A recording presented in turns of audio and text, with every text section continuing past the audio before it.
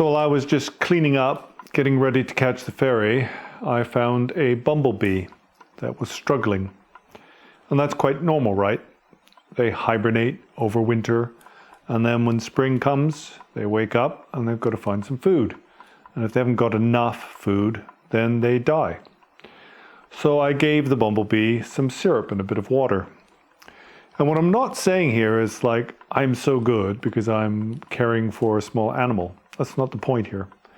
The point is that we more or less all have this kind of natural instinct. I mean, of course, there are those who mistreat animals. Some young children like to pull the legs off spiders, etc. But for most of us, when we see a stray puppy that's hungry, or a struggling animal, like a bird that's broken its wing, then we like to help out. And sure, we might be doing this because it makes us feel good, makes us feel like a good person. But really, there's a kind of natural instinct that we have to look after the weak. You know, we all like to feed a young baby, etc. Now, where this all goes out the window is when we ourselves are struggling for survival. So we have these natural altruistic instincts, this love and compassion for others. But then when our own life or the lives of our family are threatened, then we become more protective, right? And for example, when people get caved in a coal mine or something, then sometimes they even resort to cannibalism. So the point here is we have this baseline level of compassion and love, or altruism, and also we have strong instincts for survival. And when we hit a certain threshold, then our survival kicks in, and then for some, then they become extremely selfish. I mean, if we look at something like the Titanic or a marine disaster, right? If the ship is sinking, then there are those who become completely selfless, right? They put others first. And then there's others who will push women and children out of the way just to save their own skin when push comes to shove. Now this has to do with our disposition, our character. Some individuals are naturally selfish and others are more selfless. And of course there's a broad range of different types of people, right? But I think we all, basically, unless we're quite like evil-minded, then we all have this natural instinct, for example, to help out that bumblebee. And it doesn't cost us anything. It's two things. It doesn't really cost us anything, but also we don't gain anything from that. If there's a struggling insect, we don't really gain for that. I mean, we can conceptualize this. We can logically think of how the bumblebees pollinate the flowers, and without them, then we wouldn't be able to survive ourselves. But that's not what's going through our mind when we help out this little creature that is suffering. We'd like to do it. Now, this is one of the signs that we have something called Buddha nature, as it's taught in the Buddha Dharma anyway. This natural instinct towards love and compassion. In fact, what it's taught in the Buddha Dharma is that the natural essence of our being is itself compassion. It's a special type of compassion. It's called non-referential compassion. That means this synthesis of compassion and emptiness. But nevertheless, it is our natural instinct. And we see it most purely in certain circumstances. For example, the care and love that a mother has for a child. Or when somebody is selflessly risking their own life for others. For example, people in the military, then they put their life and limb on the line to save others, to save civilians. And then there are those, for example, who work in soup kitchens. And I have to say that the Christians are really good at this. They spend a lot of their time giving in charity, feeding the hungry and the homeless. And they do it regardless whether these people are Christians or not. They're doing it because of their Christian ethics. So in these sort of circumstances, then what we're doing is we're showing our best side of our character, human character. But again, as I said, then at times we also show our worst side. And when we are showing this worst side of our character, is when we become kind of selfish, when we start thinking about our own survival, when we think about putting ourselves first. So there's this line which once crossed, then we abandon our natural altruism and become selfish. Now in general, and I'm not going to fault anybody for this, right? If your family are struggling to survive, then your instinct is going to be to feed them first. Of course, not everyone will be like this. There are some really quite good individuals who will share everything out with others, even if they don't know them.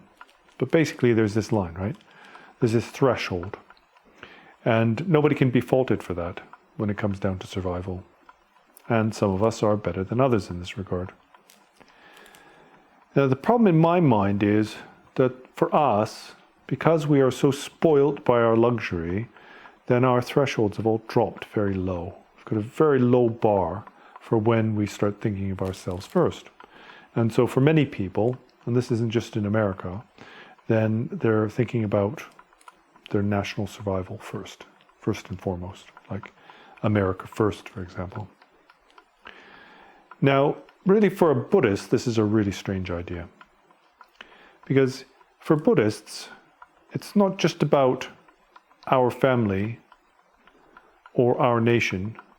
It's not even just about our race or even just about humanity. Really, for a Mahayana Buddhist, it's about those beings that possess consciousness. So you'll hear this phrase, right? All sentient beings, love and compassion for all sentient beings. And that includes even the smallest worm. It includes the ones we love, the people close to us, but also our enemies. And I think for most, this is quite a strange concept. I think for many people, even considering the welfare of animals is a strange concept. And of course, if you were brought up in a sort of European tradition, European culture, then our religion dictates that animals were put here for our enjoyment, so that we would have food to eat, for example. And many people in the West think this way. They have no qualms whatsoever about killing a cow or something like that and eating it. And I'm not saying you should be a vegetarian, or I'm not saying you should be a vegan, anything like that. That's your choice. But from the Buddhist perspective, then we consider all beings as being equal in as much as they possess consciousness. That's self-awareness. And because they possess this self-awareness, also, then they try to protect their own lives. They seek well-being, and they seek to avoid suffering. And all beings do this, right? And again, as I said before, it's not a question of whether or not suffering is useful to us. I mean, in evolutionary terms, then we need to suffer, right? We need to be challenged in order to grow. That's part of the problem with the modern world, is that we're kind of wrapped up in cotton wool and we're not challenged enough. So suffering is essential, but our baseline, fundamental way that we act, our modus operandi, is that we seek well-being and we try to avoid suffering, right? However you look at it. As I said before, if you're eating food, you don't put stuff on it you don't like intentionally, right? We try to eat stuff we like and avoid stuff we don't like. And that just applies to everything, really. All our preferences. That's natural. And here's the point, though, in Mahayana Buddhism, is that all creatures are the same in that regard. Everything that has consciousness is the same. Now, I heard somebody say something quite strange the other day, and they said something like, "You really think that animals are self-aware?" And they said it in a way that was kind of implying that it's only humans that have self-awareness. And I think this is often a position that is pushed in order to justify human superiority over the animal kingdom. For example, the fact that we need to kill animals to survive, and that's okay, because we have self-awareness and they don't have self-awareness. When I was very young, I heard this argument. There's a lot of right-wing Christian scientists where I'm from. They're modern people, they believe in science, but they're very kind of right-wing Christians, I suppose. And they would claim things like, that animals don't have feelings, they don't have emotions, and they're not self-aware. And when I was young, I found it very strange, because it seemed really obvious to me, like if I see a dog or something, that dog had a personality, it had a character, it got upset, it was happy, it was sad, it didn't like it if you shouted at it, that sort of thing, right? Really, they didn't appear to be that different from us. I think the reason why we try to kind of segregate ourselves from the animals is because we feel a certain amount of guilt for feeding on them. Now, does this mean that all Buddhists are vegetarians? No. In fact, the Buddha said that his followers didn't have to be vegetarians. There was a debate. His own cousin said that it wasn't right that the Buddhist community ate meat and they should be vegetarians. And the Buddha said, no, they won't be vegetarians. And that's because the mendicants at that time had to rely on alms. They begged for their food. And the Buddha said it wasn't right to be, have preferences, to dictate what they had. They should just take whatever they got. But in general, it is taught that if you have to feed yourself as a Buddhist, then you shouldn't kill something in order to do that. But if we look at Buddhist countries, for example, let's look at Tibet, very strong Buddhist country, then basically they're all meat eaters. It's very rare to be vegetarian. I mean, these days it's a bit more common. It was popularized more recently because of the Karmapa, but traditionally they basically eat a very meat-centric diet, right? Like 70-80% meat. They hardly have any vegetables. And the only other thing they have is barley. It's a very hardy kind of grain that grows at high altitudes. So it's not the point about whether or not you are a vegetarian, and essentially you need to survive. But the reason why we say to have this compassion and love for all beings is because we are equal in as much as we have mind. And I think this is something that's kind of very special in terms of the Buddhist position. That this classification it's all about whether or not you have mind, you have consciousness.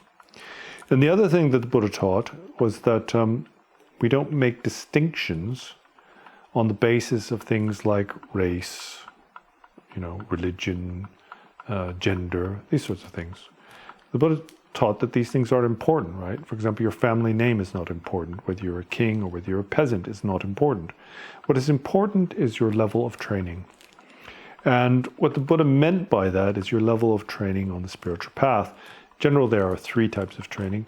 There's the training in discipline, the training in intelligence, and the training in meditation or concentration. And so the ones that have the best practice of these three trainings are the ones who deserve the greatest respect, or they're the ones you should listen to, right? And other than that, then the caste system, for example, is not important. And in fact, this is something that the Buddha rejected. But it goes beyond just human social distinctions, because the Buddha taught that there are infinite types of beings with consciousness. And compared to us, there are very advanced beings. And they're kind of conceived of as being devas or gods. To us, they would be, for example, like some civilization from a very advanced planet who has things that we can't even imagine. And because of their great advancement, then they don't experience any suffering, really mundane suffering. They don't have to worry about food and that sort of thing. And in fact, they experience basically bliss 24 hours a day because of their advancement. But it's a scale. And the reason why humans are seen to be special on this scale of all the different types of beings is because we're kind of somewhere in the middle. And that means we have a good share of suffering and also of happiness. And that way we can compare. We can understand that from where I am here, things can get a lot worse. For example, I could be born as a small mammal, the sort of thing that everything eats. It's always running for its life because everything's trying to eat it. I could be born as a small animal or a fish in the ocean. But also I could be born in a better situation.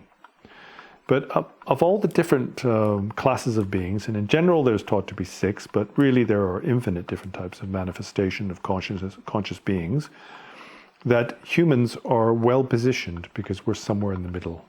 And we have a good share of happiness and suffering. And because of this, we can develop what is called renunciation. We can develop awareness about the existential paradox of existence. Those who have too much luxury, for example, well, we can think about the extremely rich, billionaires and oligarchs who just have everything they want. They can afford anything they can have. Then these people become too spoiled in order to question the paradox of existence. And also those individuals who are just suffering continuously, unremittently, without any break, then their suffering is too intense to ever embark upon the spiritual journey. But anyway, we're just returning to this idea of altruism, this natural tendency to care for those who are in need. Now this is very noble, and this is what is taught to be the essence of consciousness. So the baseline of all conscious beings is this care, this love. Now in the past, when I heard the statements of scientists, zoologists, etc., then they kind of presented the world in a very different way. I mean, I think I've given this example before, but it was commonly held belief that these animals with less developed brains, for example, without the developed frontal lobes, had no ability to express love and compassion. And one of the examples they gave was about reptiles. And there was this footage that was taken in Florida many years ago, probably the 70s. And what it looked like was an alligator or crocodile or something eating its own children. And they use this as an excuse, or they use this as proof that reptiles don't have love and compassion because they don't possess the developed frontal lobes. And then things like dolphins and dogs, for example, with more developed brains, are more able to experience this, and human beings with a very large brain have got this intense ability to express love and compassion. And then, lo and behold, 30 years later, I saw this same clip of this alligator or crocodile eating its children. I don't know which one it was. And what they discovered was that the reptile, who doesn't have any love for its own children, was actually trying to protect them because it sensed that the cameraman was around. And in order to protect its children, then it would make a clicking sound and all the children would run and hide inside the mother's mouth. So what it was expressing was actually expressing love for its own children, right? It was expressing love and compassion. And it wasn't eating its own children, so it was exactly the opposite.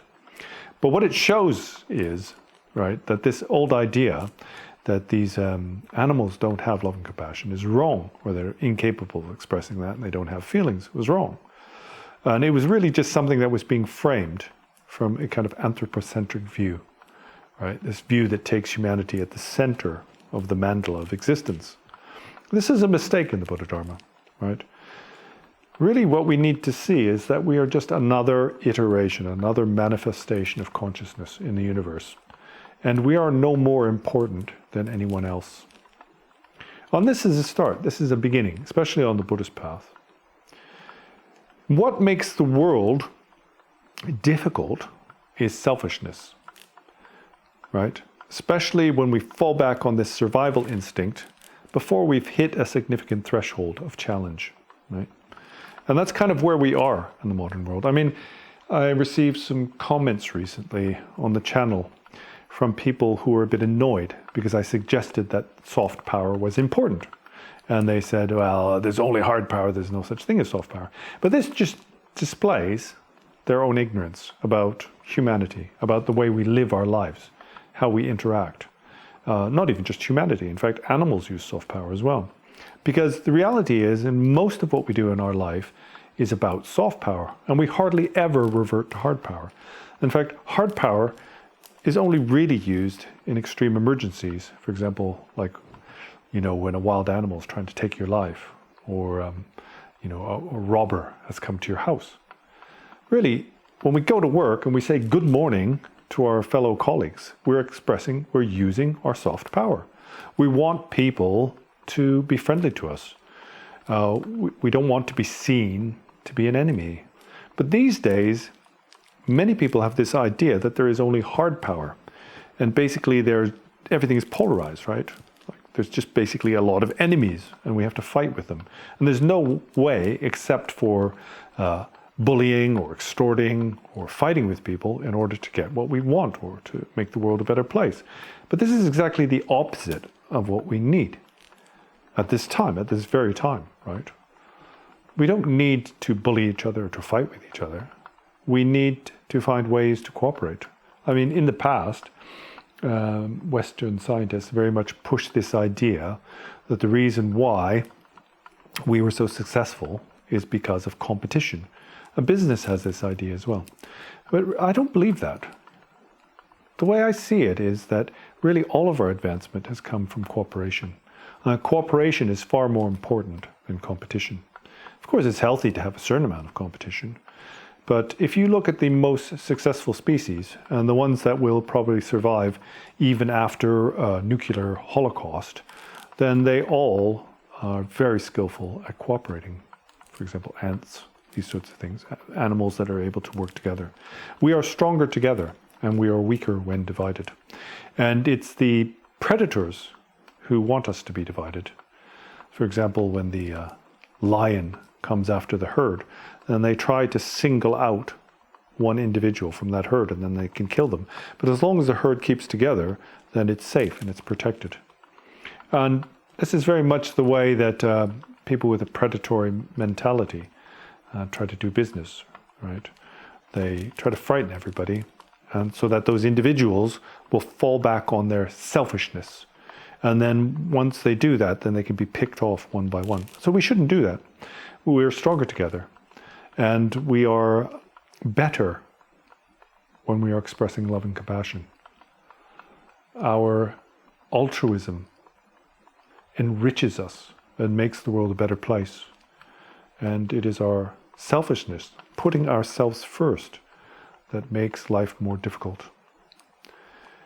And although I am a religious person, you probably identify with me as being a monastic, somebody who's very religious, then I believe that the Buddhist teachings are something that are beneficial to everyone, regardless of their religion, regardless of whether they even have religious affiliations. It's something that can enrich the world and make it a better place. And because of that, then I want to do whatever I can to promote this wisdom, and regardless of whether others themselves wish to identify as a Buddhist. I have no intention to convert you to my religion. I have respect for you, whatever religion you hold, and also even if you are not a religious person. It's my only wish that we should make this world a better place, and likewise that as individuals we should progress in our journey towards wisdom and liberation from suffering in the mundane world. Well, I'm going to have to catch my ferry, so I better get going. But I'll post another video next week, so see you then.